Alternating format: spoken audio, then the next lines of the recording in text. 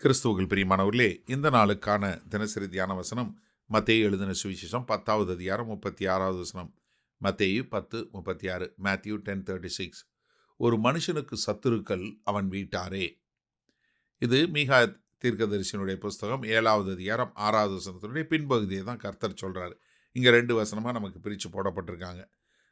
இயேசு கிறிஸ்துவின் நாமத்து நிமித்தம் உங்க வீட்டு மக்களே, நீங்கள் நம்பி இருந்த, உங்களை வளர்த்த, இல்லை உங்கள் கூட வளர்ந்த சகோதரர்களோ சகோதரிகளோ, இல்லை உங்கள் தாய் தகப்பனோ, இல்லை உங்கள் மாமா மாமியோ, இல்லை உங்கள் தம்பியோ தங்கச்சியோ, இல்லை உங்கள் அண்ணனோ அக்காவோ கர்த்தருக்கு எதிராக வரக்கூடிய ஒரு காரியம். அவங்க அப்படி வரும்போது என்ன ஆயிடுவாங்க?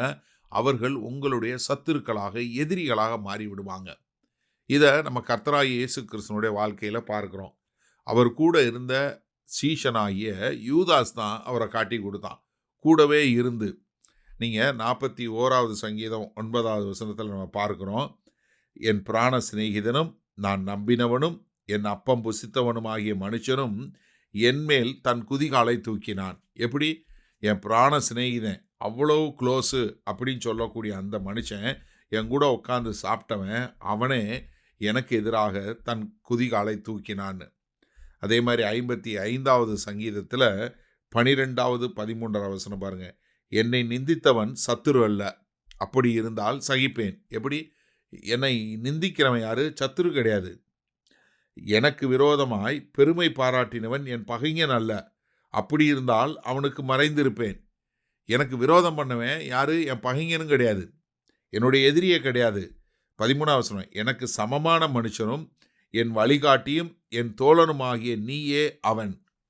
இது தாவீது தீர்க்க தரிசனமாய் கர்த்தராகிய இயேசு கிறிஸ்து சொன்னாலும் அவர் கூட இருந்த அகித்தோப்புல குறித்து சொல்லக்கூடிய ஒரு காரியத்தை நம்ம பார்க்கிறோம். அப்போ என்ன? நமக்கு எதிராக வரப்போவது யாரு?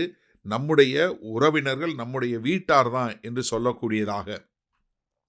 அதனால தான் யோவான் 13வது அதிகாரம் 18வது வசனத்தில் கர்த்தராகிய இயேசு கிறிஸ்து சொல்லும்போது, உங்கள் எல்லாரையும் குறித்து நான் பேசவில்லை, நான் தெரிந்து கொண்டவர்களை அறிவேன், ஆகிலும் வேத வாக்கியம் நிறைவேறத்தக்கதாக என்னுடனே அப்பம் புசிக்கிறவன் என்மேல் குதிகாலை தூக்கினான் என்று அவர் சொல்லக்கூடிய ஒரு காரியத்தை பார்க்கிறோம்.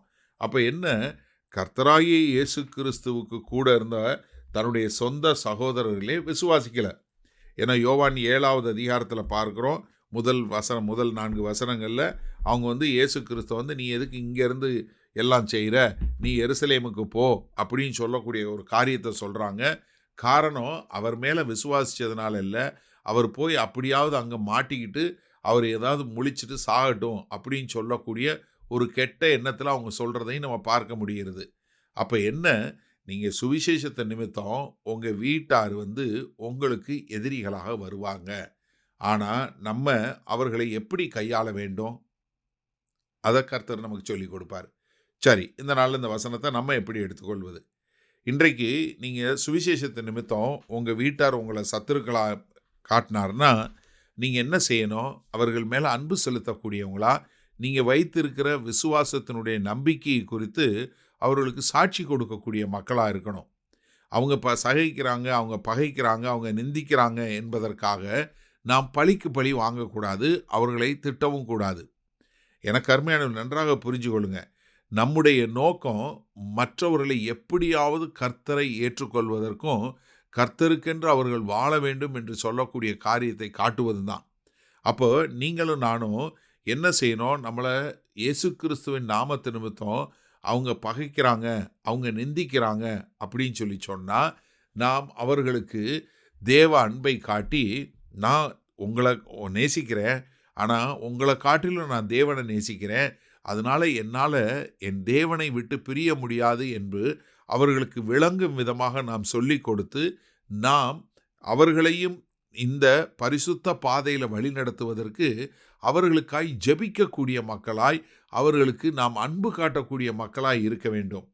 கர்த்தராகிய இயேசு கிறிஸ்து யூதாஸ் காரியத்தை காட்டி கொடுக்க போகிறானாலும், கடைசி நாளில் ராப்போஜன பந்தியில் போகிறதுக்கு முன்பாக என்ன பண்ணுறாரு? அந்த பஸ்கா விருந்தில் முதலாவது அவனுக்கு தான் எடுத்து, அந்த அப்பத்தை எடுத்து அந்த இதில் பிட்டு அதில் டிப் பண்ணி முதல்ல யாரு கொடுக்குறாரு? யூதாஸ் காரியத்தை கொடுத்துக்கிறாரு. என்ன? நான் உனக்கு பெரிய கௌரவத்தையும் மரியாதையும் கொடுக்கிறேன் என்று சொல்லும் விதமாக. அப்போ எனக்கு அருமையானவர்களே, சுவிசேஷத்து நிமித்தம் நம்முடைய வீட்டார் சத்துருக்களாக வருவாங்க. ஆனால் அவர்களையும் நேசித்து அவர்களையும் கர்த்தருடைய ராஜ்யத்துக்குள்ளே கொண்டு வரக்கூடிய பொறுப்பு தான் நம்மளுக்கு இருக்குது. அதனால் அவர்கள் சத்துருக்கள் என்று சொல்லி நாம் ஒதுக்கி விடாமல் அவர்களுக்கும் தேவனுடைய சுவிசேஷம் தேவை என்பதை உணர்ந்து நாம் அன்பு செலுத்தக்கூடிய மக்களாய் வாழ்வோமா? மகா கிருபையும் இரக்கம் நிறைந்த எங்கள் அன்பின் தகப்பனே, கர்த்தாவே, இதோ சுவிசேஷத்து நிமித்தம் என் வீட்டாரே எனக்கு சத்துருவாய் வந்தாலும் ஆண்டவரே, நாங்கள் அவர்களையும் எப்படியாவது நேசித்து தேவனுடைய பாதையில் கொண்டு வந்து அவர்களும் உம்மை அறிந்து கொள்ளக்கூடிய கிருபையில் வழிநடத்துவதற்கு எங்களுக்கு கிருபையும் இரக்கமும் பாராட்ட வேண்டுமாய் இயேசு கிறிஸ்துவின் மூலம் ஜெபிக்கிறோம் ஜீவனுள்ள வல்ல பிதாவே, ஆமேன். கர்த்தர் உங்களை ஆசீர்வதிப்பாராக. நாம் இன்று மாலை மணி நேரம் சந்திப்போம்.